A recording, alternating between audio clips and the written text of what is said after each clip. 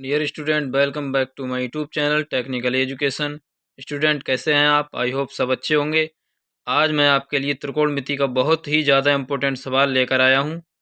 ये सवाल जो है आपका यूपी बोर्ड 2024 की परीक्षा के लिए बहुत ज़्यादा इम्पोर्टेंट होने वाला है। तो आइए वीडियो को शुरू करते हैं। सवाल इस तरह से है, यदि साइन ए बराबर कॉस ए तो 2 tan² ए माइनस 2 sec² ए प्लस 5 का मान ज्ञात करो। हमारे लिए जो वैल्यू पूछ रहा है 2 tan² की और माइनस 2 sec² प्लस 5 की वैल्यू हमसे पूछ रहा है। इसने दे रखा है साइन ए बराबर कॉस ए। थोड़ा घुमाया है सवाल में।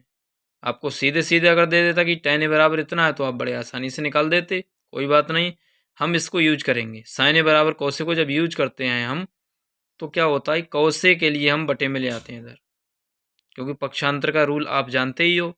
अगर प्लस में है तो माइनस हो जाता है, और माइनस को अगर करते हैं पक्षांतर तो प्लस हो जाता है, और गुणा को भाग बन जाता है, और भाग का गुणा बन जाता है।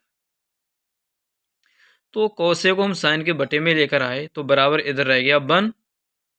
तो साइन ए बटे कौसे आप अच्छी तरीके से जानते हो tan ए होता है। tan ए बराबर 1/1। ये होता है लंब बटे आधार। हमने इसलिए एक त्रिभुज बना दिया। देखो, एक कोण है यहाँ पर, भी समकोण होगा। लंब बटे आधार हमने लिख दिया 1/1। लंब पे हमने 1 लिख दिया और आधार में भी 1 लिख दिया, क्योंकि आप जानते हो कोण के ठीक सम्मुख भुजा जो होती है लंब कहलाती है, और 90 डिग्री के ठीक सामने की भुजा कर्ण कहलाती है, और जिस पर आकृति बनती है वो उसका आधार हो जाती है। तो ए भी आधार है यहाँ पर, बी सी लंब हो गया, ए सी कर्ण हो गया। ये तो बात फाइनल हो गई। अब आगे बढ़ते हैं हम। समकोण त्रिभुज जो है ए बी डी में देखते हैं। कोण बीच में आता है हमेशा, अगर मानोगे तो। समकोण त्रिभुज ए बी डी में ए बी की वैल्यू जो दे रखी है 1 हमने लिख दी। बी सी भी हमें कितना दिया है, 1 दिया है, वो हमने लिख दिया। अब हम लगाने जा रहे हैं पाइथागोरस प्रमेय।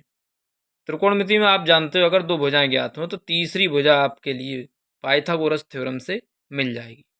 आप अच्छी तरीके से जानते हैं। और पाइथागोरस थ्योरम जो होती है वो क्या होती है? पाइथागोरस थ्योरम में इसका जो फार्मूला है थ्योरम का, वो होता है कर्ण का वर्ग बराबर लंब का वर्ग प्लस आधार का वर्ग। यही होता है ना, क्योंकि कर्ण का जो वर्ग होता है लंब और आधार के वर्गों के योगफल के बराबर होता है। पाइथागोरस प्रमेय से इसको करने जा रहे हैं हम। तो कर्ण का वर्ग बराबर लंब का वर्ग प्लस आधार का वर्ग। कर्ण में है हमारा, कर्ण को हम के भी कह सकते हैं, तो k² बराबर l²। ये हो गया लंब का स्क्वायर, आधार का मतलब a²। कर्ण में आप देखोगे भुजा जो दे रखी है AC है, तो AC का स्क्वायर बराबर BC² प्लस AB²।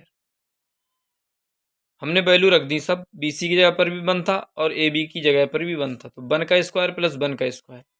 एक की चाहे कितनी बार भी गुणा करोगे आप तो एक ही मिलेगा आपके लिए। तो 1 का स्क्वायर 1 हो गया, ये 1 का स्क्वायर 1, 1 प्लस 1 2 हो गया। AC की स्क्वायर की वैल्यू 2 आ गई। अब आप जानते हो वर्गमूल जब निकालोगे तो AC बराबर √2। अब आप कहोगे प्लस माइनस में क्यों नहीं आया? हम जानते हैं कि वर्गमूल प्लस माइनस में ही आता है, लेकिन ये दूरियां कभी ऋणात्मक नहीं होती, इसलिए माइनस चिन्ह हम छोड़ देते हैं, ऑटोमेटिक उसको हटा देते हैं। इसलिए AC की वैल्यू कितनी मिल गई हमारे लिए? √2। अब सेक की वैल्यू निकालते हैं हम। सेक जो होता है, सेक बराबर हो कर्ण बटे आधार। कर्ण की जगह पर √2 है और आधार में हमारा 1 है, तो √2/1। अब हमें जो वैल्यू निकालनी है वो 2 tan² ए माइनस 2 sec² ए प्लस 5 की वैल्यू निकालना है। tan की जो वैल्यू हमने निकाली थी 1/1, उसको हमने यहाँ पर रख दिया -2। और देखो sec² है यहाँ पे, और sec a की वैल्यू हम √2 निकाल चुके हैं, तो √2 का स्क्वायर हो जाएगा ये, प्लस 5 हमारे पास है। 2 एकम 2 हो गया यहाँ पर, -2, और √2 का वर्ग जब करोगे आप 2 आ जाएगा, प्लस के 5 तो हैं आपके पास। 2 एकम 2 माइनस 2 दूनी 4 हो गया, और प्लस के 5। बॉड मास का रूल आप अच्छी तरीके से जानते हो, तो वही हम यूज करने जा रहे हैं। प्लस माइनस हमारे पास है, तो पहले प्लस का चिन्ह हल करेंगे, तो 5 और 2 जोड़ेंगे, पहले 7।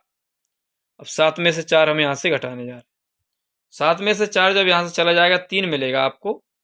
3 हमें प्राप्त हो गया। ये किसकी वैल्यू आई है?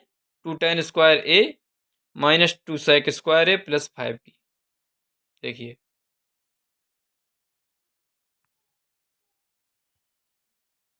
ये वैल्यू हमें मिल चुकी है। 2 tan स्क्वायर ए माइनस 2 sec स्क्वायर ए प्लस 5 बराबर 3। यही हमसे पूछा था। देखिए,